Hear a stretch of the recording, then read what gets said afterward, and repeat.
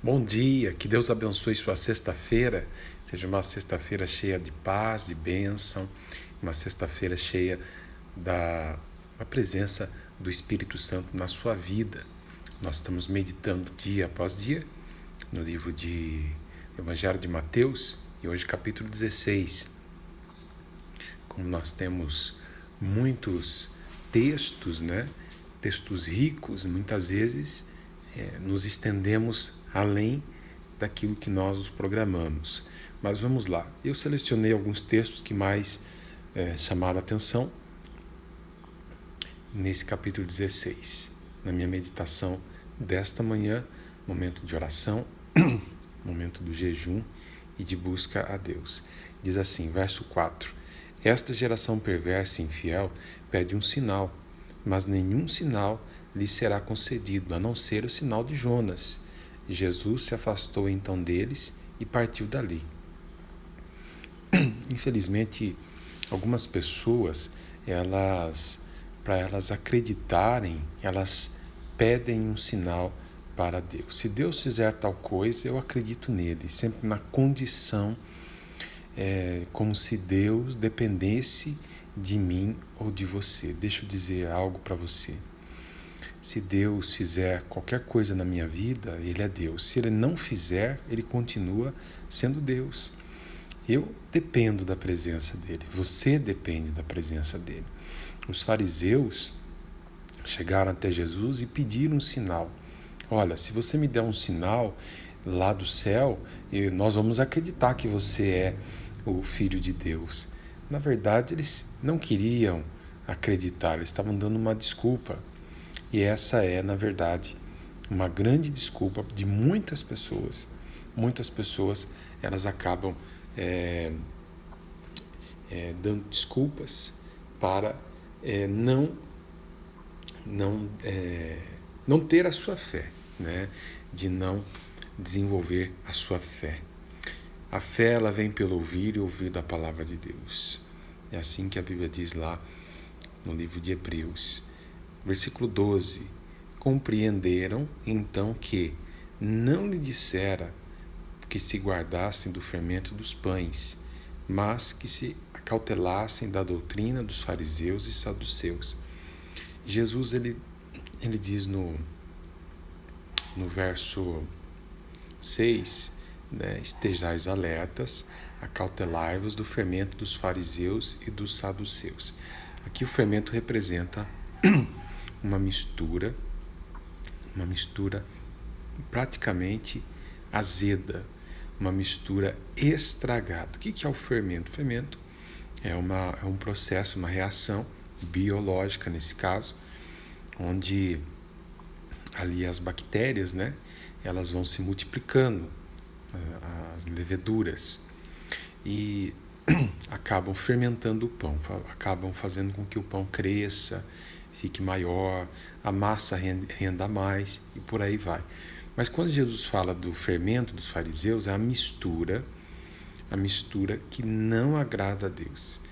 Qual era a principal característica dos fariseus e os saduceus? Era a aparência. Eles tinham uma aparência, mas o interior deles estavam totalmente corrompidos. E quando Jesus fala da massa levedada, da massa fermentada, ele está dizendo sobre um pouco do fermento, ele leveda toda a massa, estraga toda a massa. Então nós temos que tomar muito cuidado com esse evangelho de palavra, de falar e não de agir. A fé, ela demonstra a atitude.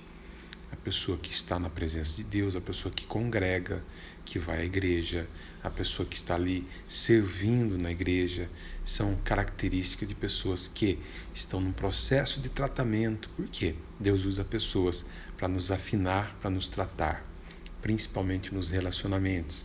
Verso 13. Quando Jesus chegou à região de Cesaré de Filipe, consultou seus discípulos. Quem as pessoas dizem que o Filho do Homem é? Jesus fez uma pesquisa, Hoje nós estamos em período eleitoral, nós ouvimos muito sobre isso, pesquisa eleitoral. Então, Jesus fez uma pesquisa. O que as pessoas dizem que eu sou? Alguns dizem que você é João Batista, outros dizem que você é um profeta, e por aí vai. Outros dizem que você é Jeremias. E Pedro diz: tu és o Cristo, o Filho do Deus vivo. E Jesus fala que não foi homem que revelou, mas foi Deus, o Espírito Santo. O Espírito de Deus revelou a Pedro aquilo. Então, Pedro recebeu a revelação de quem era Jesus. Não era apenas um líder, não era apenas mais um, mas era verdadeiramente o Filho de Deus. A salvação, o Messias, aquele que era o esperado, né? Para nós, Jesus já veio. Infelizmente, para os judeus, eles ainda estão aguardando o Messias. Cristo já veio e já desceu a esse mundo, já veio a essa terra e já fez uma grande obra. Verso 24. Então Jesus declarou aos seus discípulos: se alguém deseja seguir-me, negue-se a si mesmo, tome a sua cruz e me acompanhe.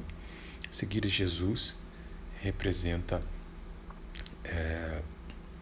uma vida de decisão, uma vida em que a pessoa vai precisar tomar decisões e muitas vezes contrárias à sua própria vontade, para fazer a vontade de Deus. De renúncia, vida de renúncia. Nós ouvimos muito hoje as pessoas dizendo: viva à procura da felicidade. Se te faz feliz, tudo bem. E não é bem por aí, né? Não é bem por aí. Nem toda a felicidade, toda a sensação, né, de felicidade, ela provém de Deus. Nem toda sensação de felicidade provém de Deus, porque o tempo passa e a pessoa acaba caindo em si e vendo que não era aquilo que Deus tinha programado ou planejado para aquela pessoa. Verso 27. Mas o Filho do Homem virá na glória de seu Pai com os seus anjos, então recompensará a cada um de acordo com as suas obras.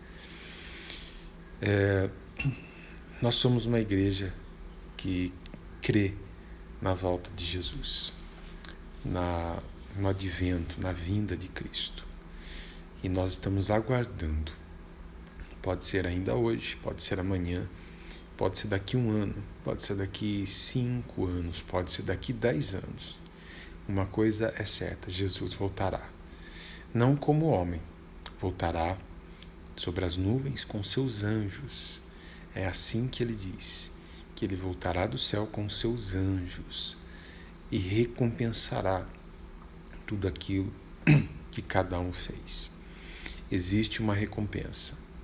Primeiro, nós cremos, somos salvos pela graça de Deus. Seremos julgados pelas nossas atitudes, nossas obras. E Deus, a Bíblia diz: de Deus não se zomba, não vos enganeis. Aquilo que semeares, certamente colherás. De Deus não se zomba. Que Deus abençoe sua vida. Dê uma sexta-feira cheia de bênção, de paz, e domingo uma grande festa. Convido você e toda a sua família. Você não pode perder 1 ano de Catedral do Amor, 1 ano que estamos ali oficialmente na presença de Deus, tá bom? Que Deus abençoe vocês. Espero vocês estejam orando e jejuando, porque Deus vai fazer grandes coisas em nome de Jesus. Forte abraço do seu amigo e pastor Giovanni Genezelli.